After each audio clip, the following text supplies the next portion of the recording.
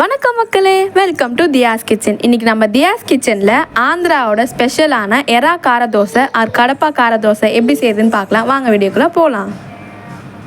அதுக்கு ஃபஸ்ட்டு நம்ம காஞ்ச மிளகாவை தான் சுடு தண்ணியில் ஊற வைக்கணும். இப்போ நம்ம காய வச்ச சுடு தண்ணியில் காஞ்ச மிளகாவை ஊற வச்சிடலாம். ஒரு 5-10 மினிட்ஸ் நல்லா ஊறட்டும்.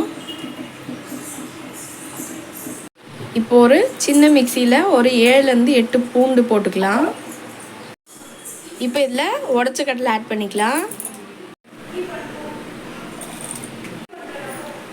3 ஸ்பூன் உடச்ச கடலை ஆட் பண்ணியிருக்கோம். அவ்வளோதான். இப்போ நம்ம இதை அரைச்சி எடுத்துடலாம். இந்த மாதிரி நைஸாக பவுடர் ஆக்கி எடுத்துக்கோங்க.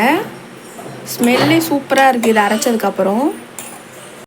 இப்போ அதே மிக்சியிலே நம்ம ஊற வச்சுருக்க காஞ்ச மிளகா ஆட் பண்ணிக்கலாம்.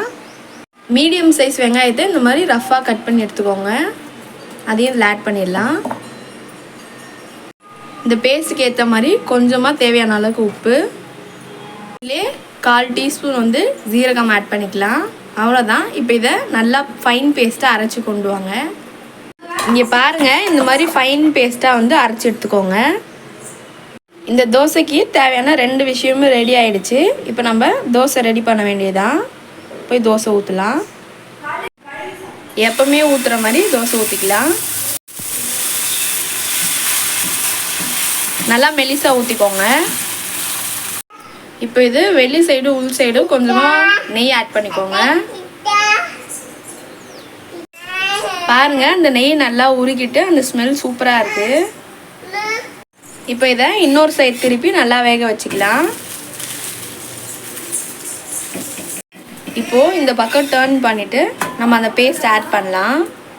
இப்போ நம்ம ரெடி பண்ணி வச்சுருக்க பேஸ்ட்டை இதில் நல்லா அப்ளை பண்ணிக்கலாம்.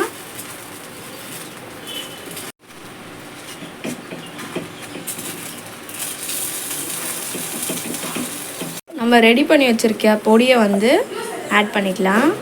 நம்ம ரெடி பண்ணி வச்சுருக்க பொடி மலைச்சாரல் மாதிரி தூவி விட்டுடலாம். அவ்வளோதான், தோசை ரெடி. கொஞ்சமாக நெய் ஆட் பண்ணிக்கோங்க. நெய் சூப்பராக மெல்ட் ஆகிட்டு இருக்கு. அந்த அரைச்சி வச்ச பேஸ்ட்டாக இருக்கட்டும், அந்த பவுடராக இருக்கட்டும், சூப்பர் ஸ்மெல்லாக இருக்குது. இப்போ இதை ஒரு சைடாக டர்ன் பண்ணிவிட்டு சர்வ் பண்ணுங்க. இப்போ பாருங்கள், தோசை எவ்வளோ சூப்பராக இருக்குன்ட்டு. இதுக்கு சைட் டிஷ்லாம் எதுவும் வேண்டாம், இது அப்படியே சாப்பிட்லாம். சூப்பராக இருக்கும். குக்கிங்கை சாப்பிட்டுங்க, கொஞ்சம் லவ்வோடு சமைங்க. பாய்.